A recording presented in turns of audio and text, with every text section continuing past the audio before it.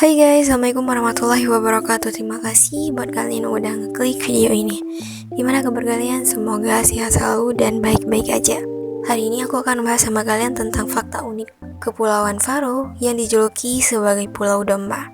Gak hanya di Indonesia yang negaranya berupa kepulauan. Di benua Eropa, tepatnya di negara Denmark, ada sebuah negara kepulauan yang sangat terkenal. Namanya adalah Kepulauan Faroe. Konon di pulau ini gak ada serangga dan nyamuk yang berkeliaran. Selain itu, negara kepulauan ini juga dikenal sebagai Pulau Domba. Kepulauan Faroe merupakan gugusan pulau di Samudra Atlantik Utara antara Islandia dan Kepulauan Shetland. Meski negara ini berstatus wilayah otonomi kerajaan Denmark, mereka memiliki pemerintahan sendiri sejak tahun 1949. Di Kepulauan Faroe terdapat 18 pulau berpenghuni. Orang Faroe berasal dari Skandinavia dan banyak keturunan Viking Norwegia yang menjajah pulau-pulau sekitar 800 tahun Masehi. Sebanyak seperempat penduduk tinggal di Tórshavn, ibu kotanya, dan sisanya tinggal di pemukiman kecil. Hampir semua wilayahnya berada di pesisir. Bahasa resmi Kepulauan Faroe adalah Faroese. Kekerabatan paling dekat dengan Islandia dan Denmark. Kebanyakan penduduk pulau merupakan penganut Lutheran yang bergabung dalam gereja Lutheran Injili Denmark. Populasi negara ini meningkat 3 kali lipat sejak tahun 1801 dan 1901 dan meningkat lebih dari 2 kali lipat. Masih banyak hal tentang salah satu negara di kawasan Eropa ini. Buat kalian yang penasaran seperti apa Kepulauan Faroe, yuk sama-sama kita bahas. Dan go nowhere, keep on watching. Oke, yang pertama adalah setahun mengalami 300 hari hujan. Iklim Kepulauan Faroe terbilang unik berkat letaknya yang ada di Samudra Atlantik. Negara ini mengalami musim panas dan musim dingin yang sejuk. Kadang-kadang mendung disertai dengan kabut dan angin kencang. Kabut yang terjadi seringkali mengganggu jadwal penerbangan. Permukaan tanah Kepulauan Faroe tidak datar dan berbatu-batu. Titik tertinggi berada di Gunung Sléttaratindur yang 882 meter di atas permukaan laut.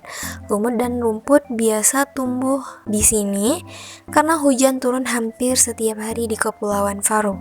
Dari 360 hari dalam setahun, 300 hari diperkirakan hujan turun di Kepulauan Faroe. Oke, yang kedua ada sejarah dijulukinya dengan sistem pemerintahan parlementer monarki konstitusional.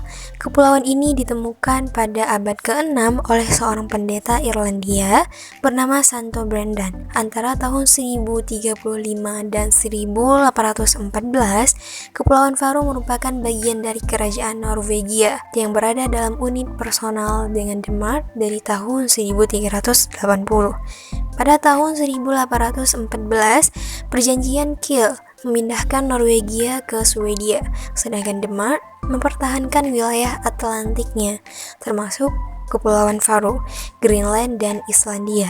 Adapun nama Kepulauan Faroe pertama kali muncul sebagai Føroyar, yang berarti Pulau Domba, yang mengarah pada lambang nasionalnya seekor domba jantan. Selain itu, ada cerita bahwa julukan Pulau Domba ini muncul lantaran jumlah populasi domba di pulau ini lebih banyak daripada manusia.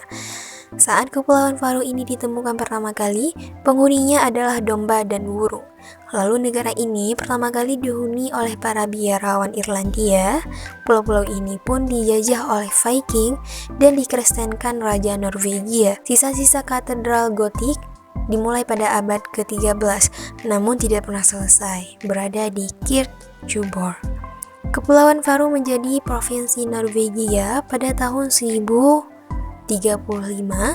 dan diteruskan ke Denmark dengan seluruh Norwegia pada tahun 1380. Terpisah dari Norwegia secara administratif pada tahun 1709. Masyarakatnya bergabung dengan Keuskupan Selandia dan menjadi monopoli perdagangan kerajaan Denmark yang menghambat pembangunan ekonomi masyarakatnya.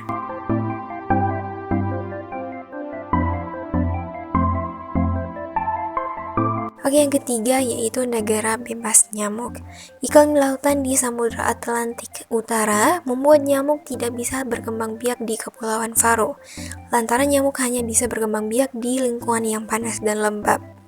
Sedangkan di Faroe Island mengalami 3 kali masa pembekuan atau suhu dingin dalam 1 tahun. Nah, hal inilah yang menyebabkan ketidakstabilan suhu dingin di sana yang membuat nyamuk dan serangga nggak bisa hidup di Kepulauan Faroe.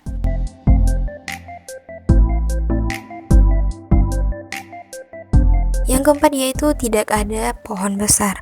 Secara alami, dengan iklim uniknya Kepulauan Faroe tidak memiliki pohon-pohon besar. Musim panas yang sejuk dengan angin yang kencang menyebabkan pepohonan tidak berkembang baik di sini. Kepulauan Faroe hanya memiliki lumut, rumputan, dan rawa. Bahkan, hewan seperti reptil dan mamalia juga tidak tersebar luas di sini. Hanya terdapat burung laut seperti puffin dan eider yang dimanfaatkan daging dan bulunya oleh masyarakat setempat. Jika terdapat pohon-pohon besar dan serangga yang berkeliaran, maka itu adalah hasil usaha tanam pohon dari penduduk setempat. Dan serangga-serangga yang ada juga terjadi karena lantaran migrasi atau ikut terbawa oleh barang-barang impor. Yang keempat yaitu tidak ada pohon besar. Secara alami, dengan iklim uniknya Kepulauan Faroe tidak memiliki pohon-pohon besar. Musim panas yang sejuk dengan angin yang kencang menyebabkan pepohonan tidak berkembang baik di sini. Kepulauan Faroe hanya memiliki lumut, rumputan, dan rawa. Bahkan, hewan seperti reptil dan mamalia juga tidak tersebar luas di sini. Hanya terdapat burung laut seperti puffin dan eider yang dimanfaatkan daging dan bulunya oleh masyarakat setempat. Jika terdapat pohon-pohon besar dan serangga yang berkeliaran, maka itu adalah hasil usaha tanam pohon dari penduduk setempat. Dan serangga-serangga yang ada juga terjadi karena lantaran migrasi atau ikut terbawa oleh barang-barang impor.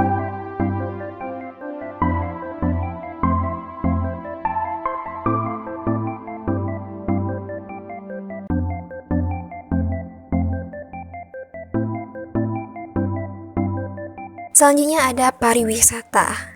Terbilang sebagai negara unik, Kepulauan Faroe memiliki objek wisata Tinganes sebagai kawasan bersejarah yang menjadi pusat kantor pemerintahan Kepulauan Faroe sejak 1000 tahun yang lalu.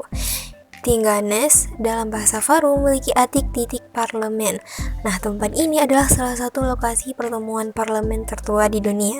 Arsitektur bangunan tua berwarna merah yang berjajar tersebut dulunya adalah tempat di mana para Viking berkumpul. Nah, sampai saat ini, Tinganes jadi salah satu situs warisan budaya. Selanjutnya ada The Nordic House atau rumah Nordik, yaitu museum yang bertujuan untuk mendukung serta memosisikan budaya Nordik dan Faroe. Arsitektur bangunannya menyerupai pemukiman Nordik zaman dahulu, tapi dibuat lebih modern dengan dinding kaca. Dan gak cuma memamerkan banyak karya seni, The Nordic House pun sering mengadakan berbagai konser jazz dan pertunjukan teater.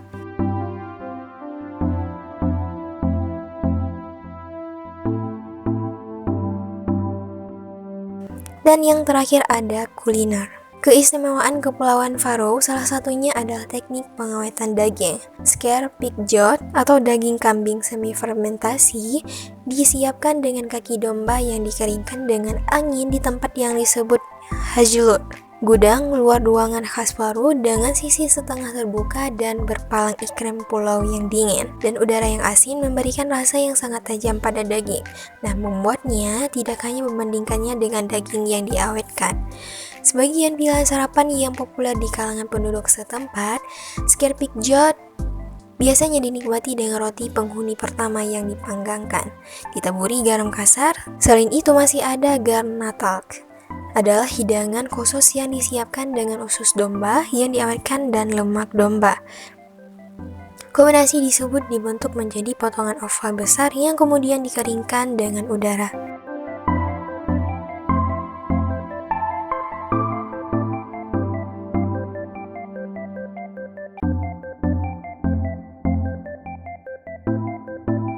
Itu dia guys, fakta unik Kepulauan Faroe yang dijuluki Pulau Domba.